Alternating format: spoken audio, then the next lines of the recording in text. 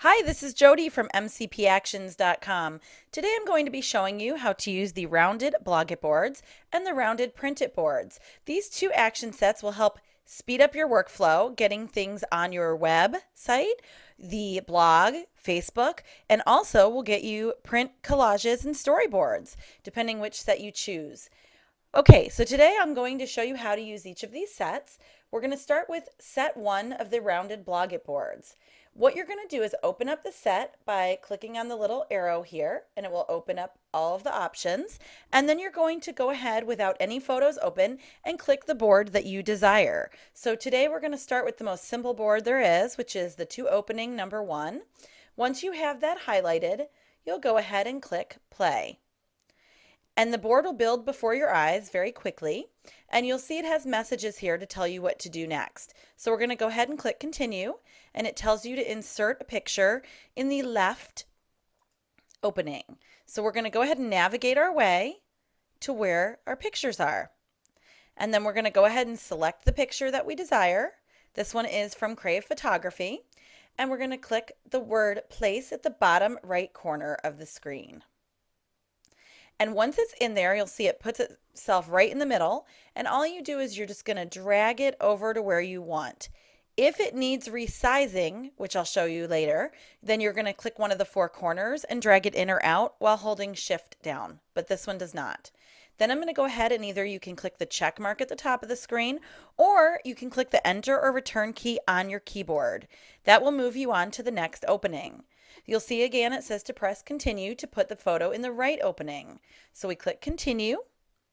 We navigate our way to the next picture that we want to use, and it goes right in there as well. We move the picture over to where we desire. Now, let's say this looks a little bit redundant because it's kind of close to the other picture, and I want to zoom in more on the cameras here. Then all I would do is hold the shift key down, drag one of the four corners, not the middle buttons, while holding shift down, and that will make the size bigger. So I can do that on both sides.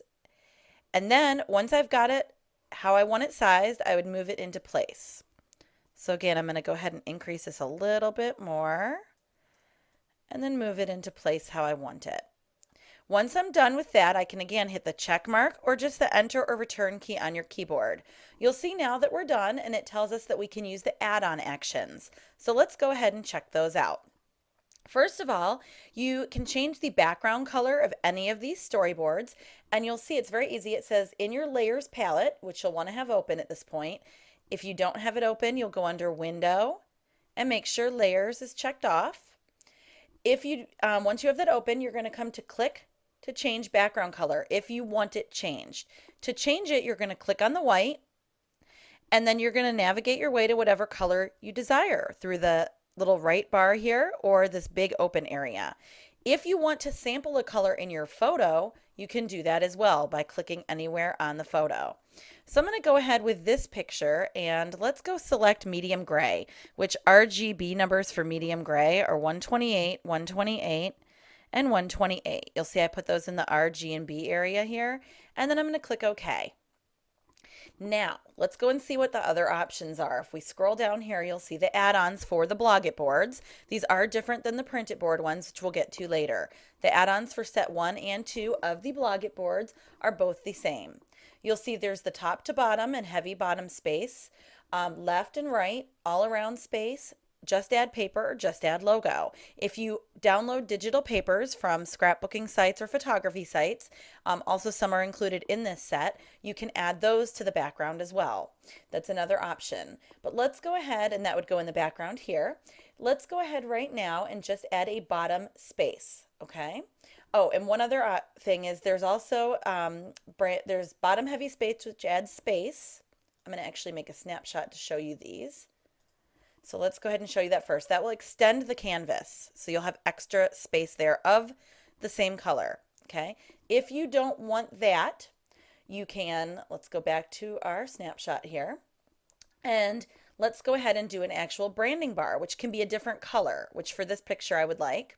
And there's also a framed option where it adds a thin frame around the rest of the photo. But I'm going to go ahead and show you right now this option. And that puts it on the top if we use the top one. And if we would prefer a bottom branding bar, we would come here and do the bottom heavy, which is what I want for this photo. And you'll see now it says press continue to browse for your logo or digital paper. After inserting, move to the desired area. So we're going to click continue. And I'm going to go ahead and navigate my way to where her logo is. So it says Crave Photography. And again, I click place. You'll see it's going to pop itself pretty much under the picture at this point. But since it's supposed to go on the bar, we're going to go ahead and shrink it by holding the shift key down and using one of the four corners.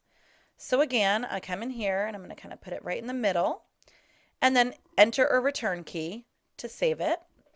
Now you'll see it says that you can change the color of the branding bar and also of the logo or if you inserted a paper. To do the paper changer and logo changer, you would actually, you'll see your hue saturation box up here in CS4 and CS5, probably future versions as well. And all you would do is come in here with the saturation slider or the lightness and darkness. You can see I can make it even to white by changing the lightness, or we could change the hue up here, which changes the color. Okay. Now in CS3, all you're going to do is actually you're going to have to just double click on this little black and white circle, or if the hue saturation icon is there, that as well, you would just double click and then it will pop your box open. So that would be for CS2 and CS3. Okay, now we've got our logo in and it's looking really good, but I don't love the black. I think I want to pick up a color from the tuxedo, that purplish color. So all we do is we come to change branding bar color and double click. And now I'm going to use the dropper. It turns automatically into a dropper and I'm going to sample until I want it a little darker than that, until I get a color that I like, and I'm going to click OK. Lastly, there's reformatting actions if your blog or website, or for Facebook if you want a smaller version of your picture. All you do is press play and you won't even realize something's happening and it will resize your picture. And after that, you may want to sharpen. It will flatten your image to sharpen.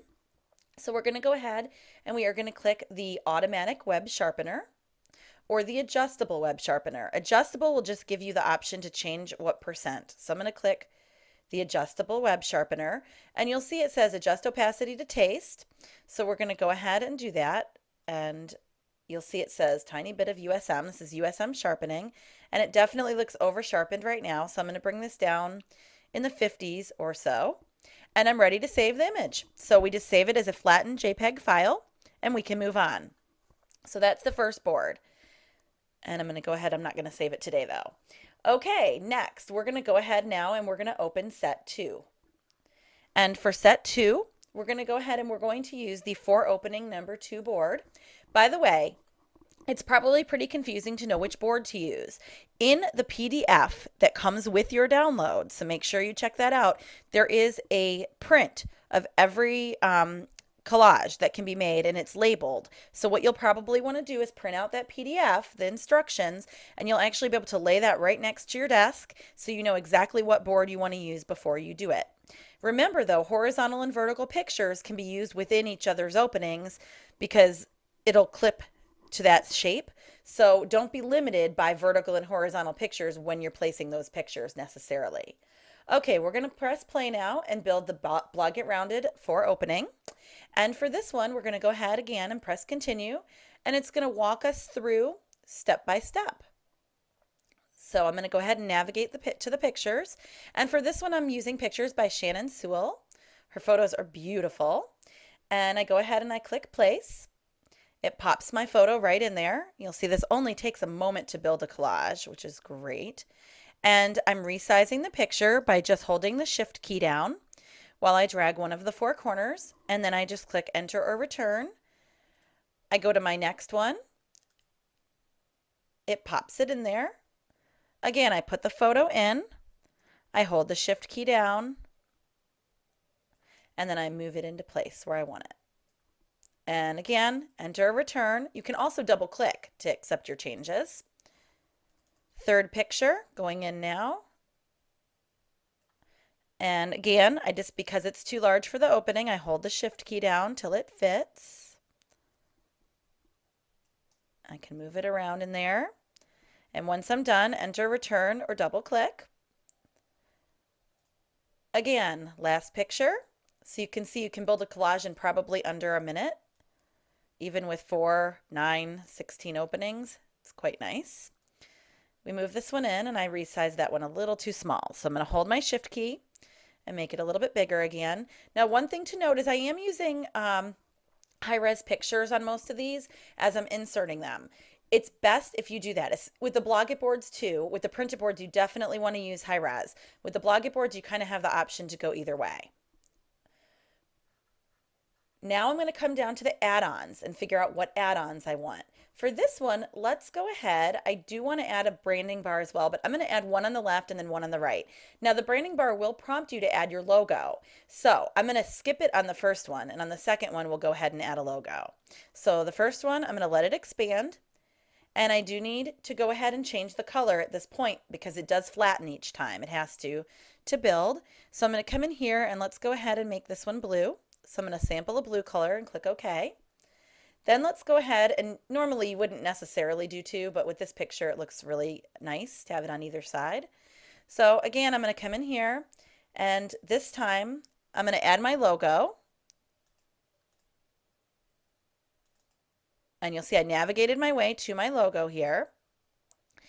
And I want my logo to go above the picture. So I'm going to go ahead and just leave it here right now, because you'll see what happens is it's supposed to go on the branding bar, so that would be on this side. We could leave it here, and we're going to turn it in a minute. But I'm going to go first and change the color of this side, and we're going to change it to green. And then you'll see my logo sitting here. We go to the logo layer, and I'm going to rotate it sideways for this picture. So to do that, I would just Command T or Control T on a Mac. And you'll see if I go to one of the four corners, it turns into this little arrow that points both ways, and I can actually rotate it. So I'm going to rotate it up and down and move it into space. Okay. If I had wanted it horizontal, I would have just moved it over to the front at that point. Okay, so look how good that looks. Nice. Okay, so we're done with this one. If we wanted to go ahead and reformat it, we could do that to a different size. And we can also go ahead and we could do a web sharpen. I mostly prefer the adjustable so I have more control, because some pictures need more than others. And you'll see how good that looks. Ready to go on your blog, Facebook, or your website, or any other web application. What's nice about the web ones is they are at 72. And they are shrunk down. So what's great about that is if someone does choose to try to take your picture off your website, they're not going to be able to print it real big. And these are also non-standard sizes, so they're not going to easily fit into a 4x6 or 5x7 and stuff like that. Okay, we're going to move on to the next one, which are the print collages, the rounded print boards. And for this one, we're going to use a slightly more complicated board so you can see what that would look like. We are going to do the 9 opening 20 by 20 round. There's also a circle that looks very similar, but we're going to do the rounded edges one. And you'll see again, it says to just press continue. So I'm going to let you watch how fast this works. Again, holding shift down to maintain the proportions while I resize. Moving on to the second picture, we are going to pop another one in there. I move it up and over. This one doesn't really even need a resize. Next picture.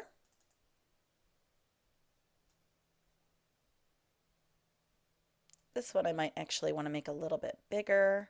So I drag one of the four corners while holding shift. Next picture. You can also click the check mark in case you're used to doing it that way. Next, we're going to put a paper in here.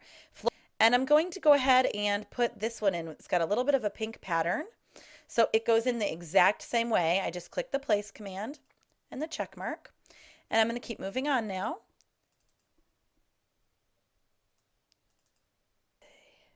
Okay, this one I'm going to actually shrink down a bit so we can see their arms and the fun that they're having. Okay, 2 more left.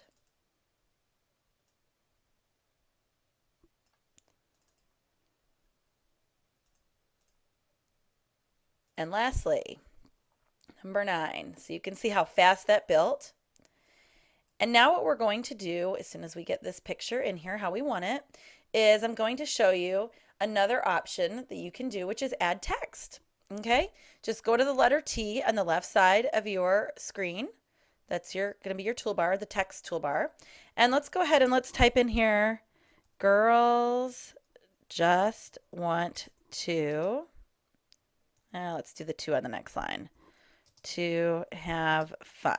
Okay, now I'm going to go ahead and select the text because in the top toolbar, I want to change the font to white.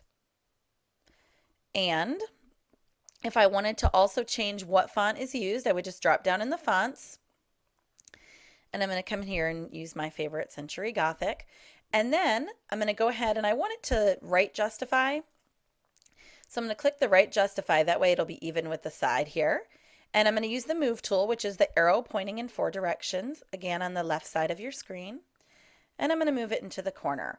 Now, it doesn't show up that well because this is busy. So I'm going to come in here and find the paper and just decrease the opacity just a little bit. Okay, so that is how you would use this storyboard. Now with the prints, again, keep in mind this is the print options. Here's the options. You can shrink your storyboard. So you'll see, for example, you would go to the size that you use, so 20 by 20, and it's got different shrinks that you could use. You can also do manual ones, but you'll see we can shrink it to 16 by 16, an 8 by 8, a 10 by 10. We've got all these different options. Most of the options are for the squares. The other ones don't have quite as many, of course. There's also a canvas extender. If you are printing a gallery wrap canvas, of course, check with your printer to see for sure what dimensions you should use. But these, for most of the printing companies, the professional labs, these will be the ones you want to use for a 3/4 inch gallery wrap, for a 1.5 and a 2.5. It will add canvas. Let's go ahead. I'm going to go ahead and show you that right now. Let's do a 1.5 gallery wrap. And that's what's going to happen. It expands your canvas. Of course, you can just do this for fun too. With a square, it'll just make it bigger. With the other ones, it will make it harder to print because it won't be the exact dimensions you need anymore unless you are printing a wrap. Let's say you want a different picture. The best option is to continue doing your board. Okay, so keep working on your board, and once you're totally done with your board, then go back and do another picture before you've done any of the add-ons. The way that you're going to go ahead and do that is you're going to go to the layer that you want to change. So let's say it's this paper. Let's say we decided we wanted to put a picture in there instead. Okay, so I would come to the number, to the layer below it where it tells you what opening it is. Okay, because that way it'll pop in and right in top. And then you're going to go under the File menu and click Place. It'll put the picture right above the opening. So we're going to go ahead and click the check mark or click enter or return. So it's right above there right now. And what we need to do is turn the layer off that we didn't want. Okay. And then you'll see the layer that we do want, which is this number 9 picture. And we need to clip it to the center opening now. Okay. So if you've never used clipping masks, this is how. You're going to come in here, put it kind of where you want, although it can be changed later. And then all you're going to do is hold your Alt key on a PC, Option on a Mac, and just go in between the 2 layers, in between the word center in this case, or whatever the label is, and your picture layer. And you'll see in your layers palette, it turns into black, white, and gray little circles intersecting. And all you're going to do is left click while you're holding your Alt or Option key down, and it will put the picture in there for you. So your very best bet is to wait until you're done building your collage and go back and change pictures out at the end in that way. Makes it super easy. Let's say you decide, we put this picture in and we realize we now have 2 of them, that we want to just have a color there, a solid color. You can turn all the picture layers off that were above it. Usually it's just going to be 1. And you're going to go to the box next to the word of the layer. You'll see it's a gray box by default. And you're going to double click on that little square. And it's going to pull up your color picker. And then you could put any solid color in that you wanted. And then go and type any text or anything else. The printed boards do not have a logo inserter.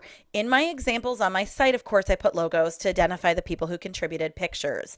They do not have a logo inserter. Should you want to brand your printed collages, most likely you won't unless you're trying to shrink them for the web. But if you should desire to do that, it would be the same thing again. You would just do File, Place, and navigate your way to your logo. This concludes how to use the rounded storyboards. Thank you for watching. This is Jody from MCPactions.com.